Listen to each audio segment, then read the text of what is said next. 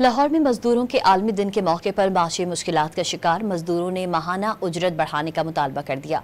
मजदूर का कहना है कि मौजूदा हालात में 60,000 रुपए माहाना उजरत भी कम है। मजीद अहवाल जान लेते हैं नुमाइंदा डॉन न्यूज़ मोहम्मद तैमूर से। जी तैमूर, बताइएगा।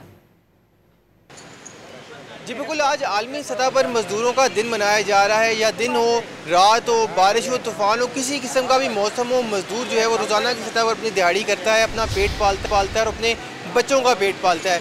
कुछ मजदूर मेरे साथ मौजूद हैं, उनसे इस हवाले से हम बात करते हैं। जी मुझे बताइएगा, हुकूमती सतह पर कभी आपकी वेलफेयर के लिए कोई काम किया गया? कम से कम जो उजरत है कम से कम जो माहाना उजरत है वो 37,000 रुपये रखी गई है। आप क्या समझते हैं कितनी होनी चाहिए? मेरे ख्याल से तो 60 होनी चाहिए, वो भी कम है, ठीक है। लेकिन ये गवर्नमेंट ने मजदूरों को आज तक क्या दिया है? कम से कम आपकी माहाना तनख्वाह कितनी होनी चाहिए? महीने तक 40,000 तो ज़्यादा होता है। मजदूर जो है उसकी सूरत हाल यूँ की तू है, वो सुबह यहाँ पे किसी न किसी चौक चौराहे पे आता है और दिहाड़ी का इंतज़ार करता है। जी